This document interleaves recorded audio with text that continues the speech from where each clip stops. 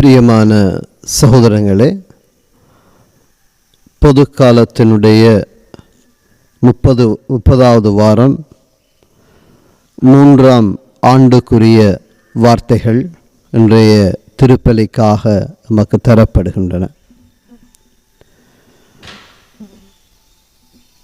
October மாதம் 26ஆம் நாள் இந்த ஞாயிறு பலிக்காக நம்மை தயார்படுத்துகிற இந்த இறை வார்த்தைகளை நாங்கள் ஆழமாக சிந்திக்க இறைவன் அழைக்கிறார்.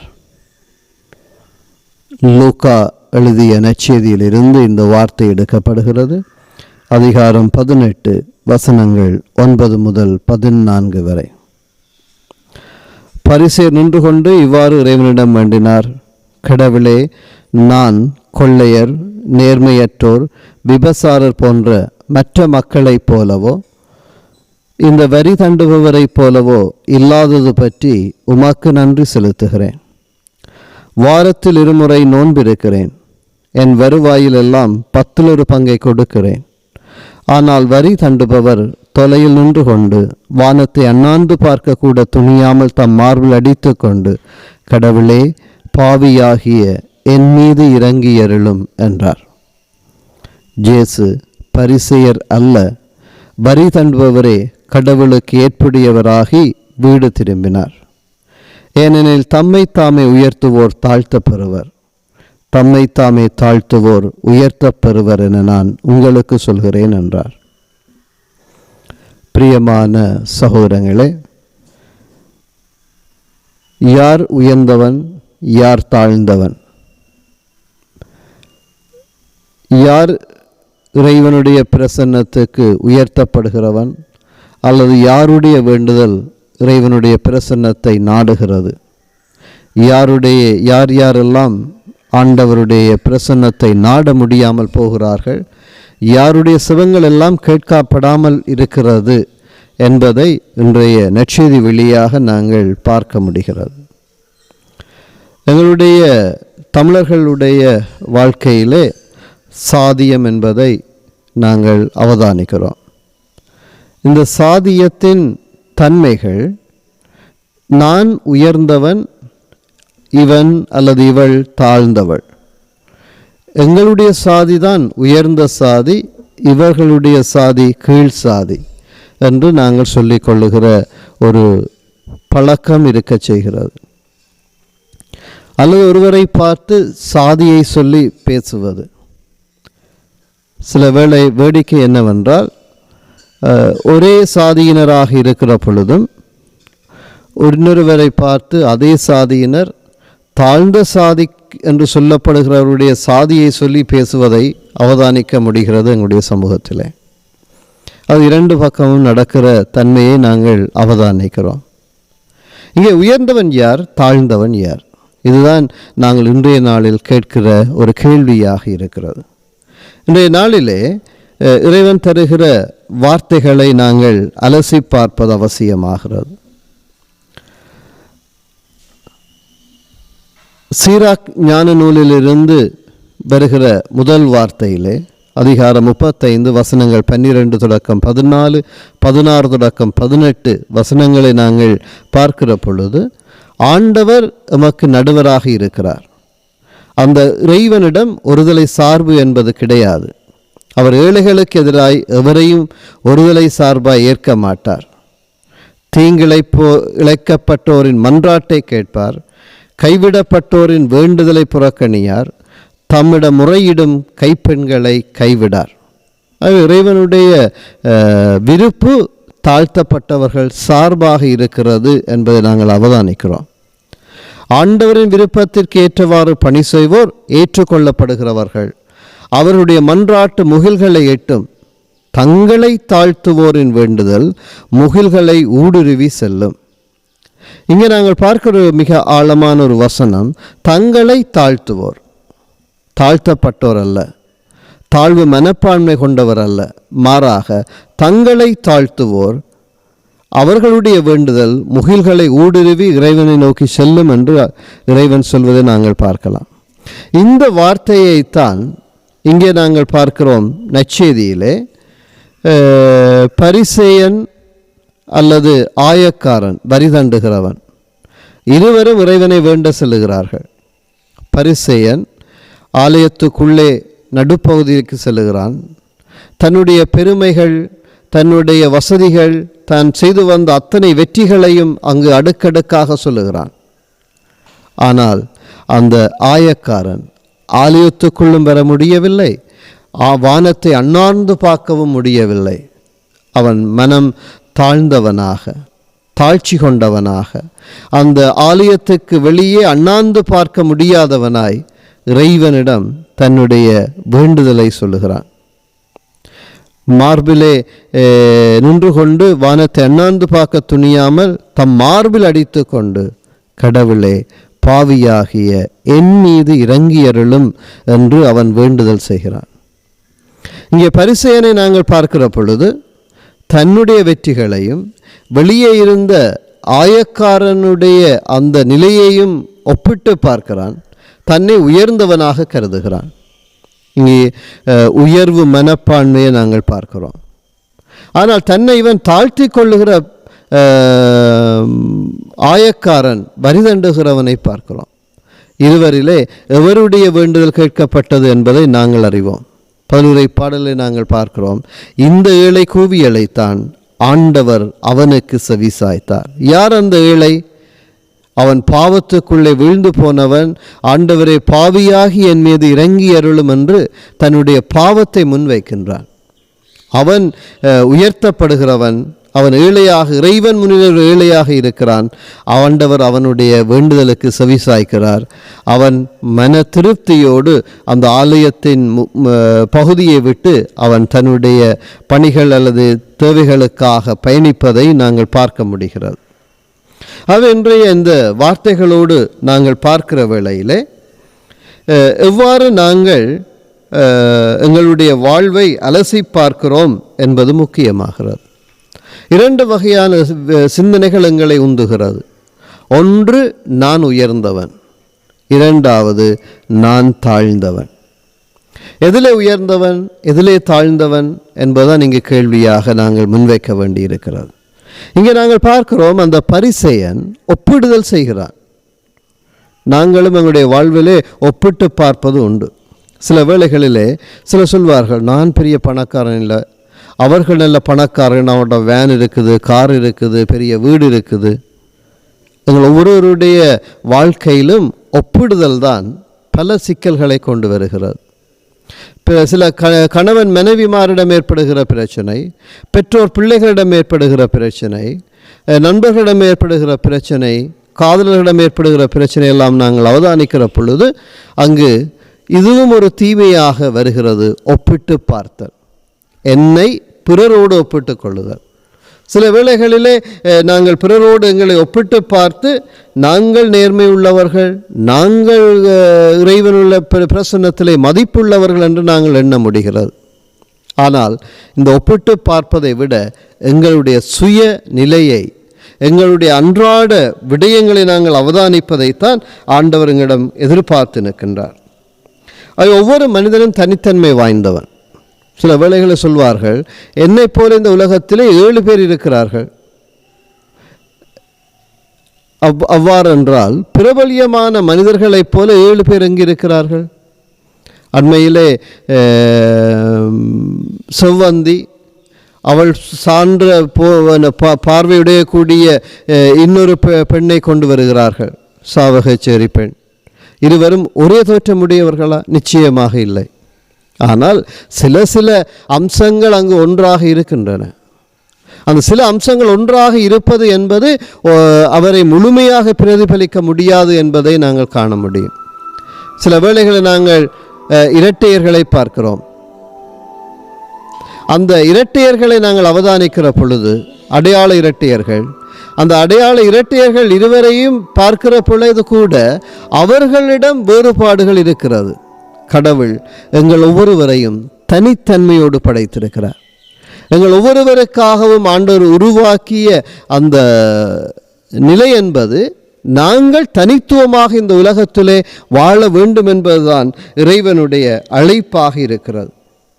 நாங்கள் நிறைகுறைகள் கொண்டவர்கள்.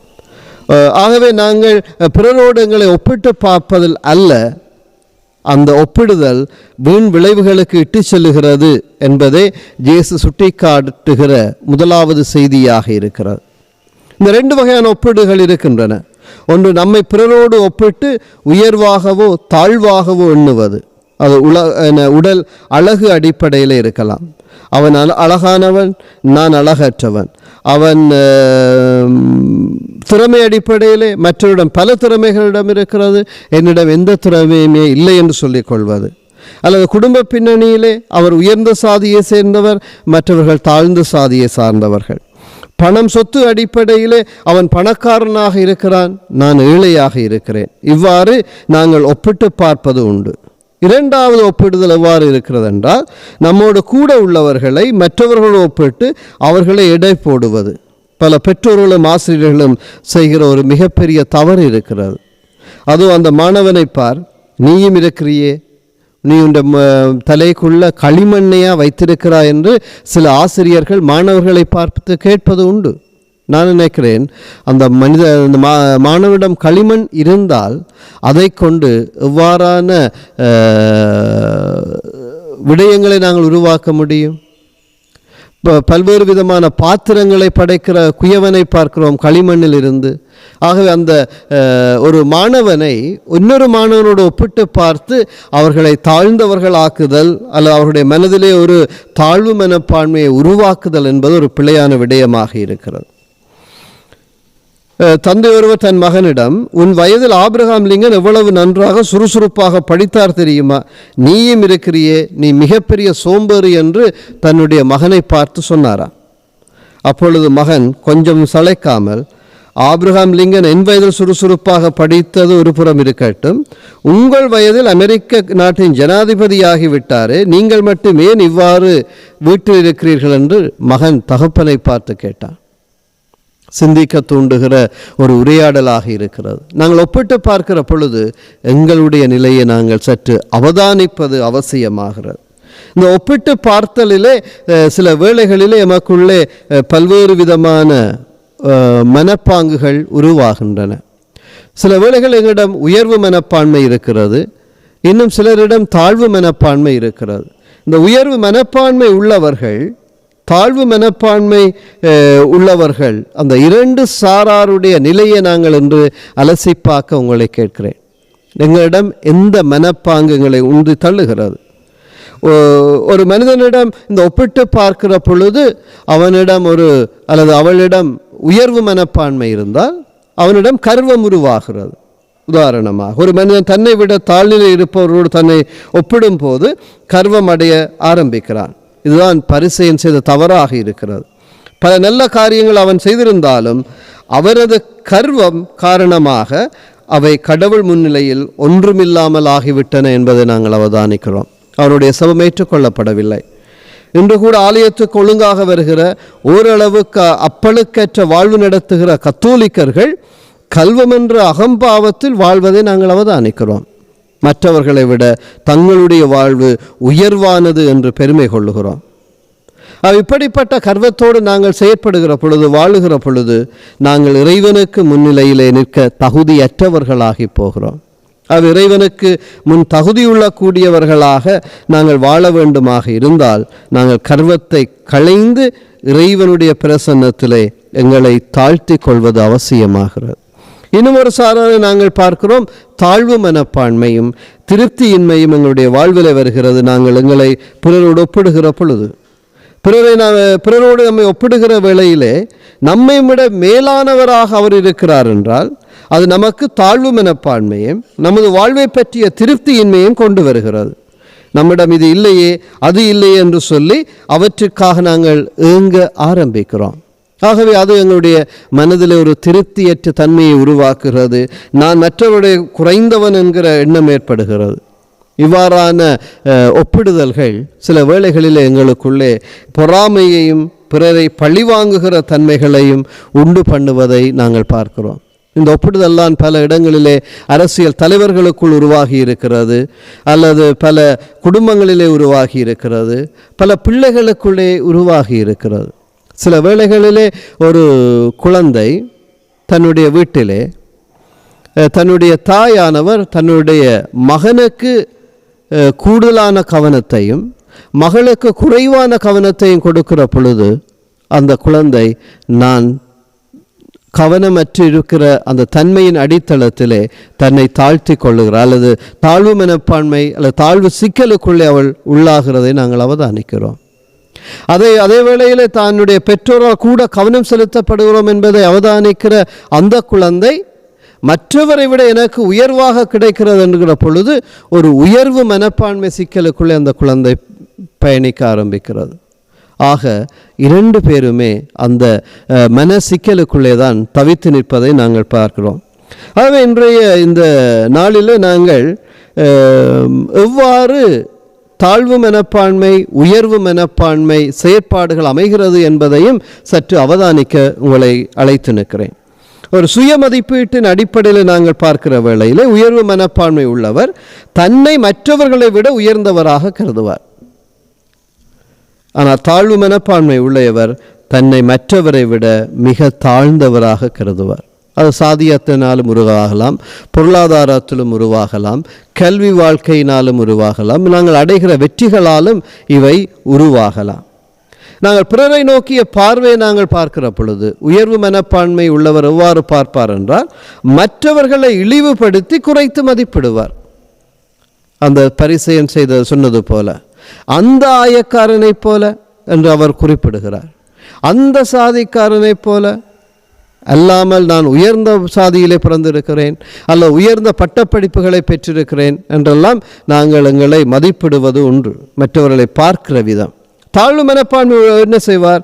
மற்றவர்களை உயர்வாகவும் தன்னை குறைவாகவும் பார்க்க ஆரம்பிப்பார். தன்னிடம் இருக்கிற ஆற்றல்கள் திறமைகளை கவனிக்காமல் விடுகிற ஒரு சூழ்நிலை உருவாகிறது.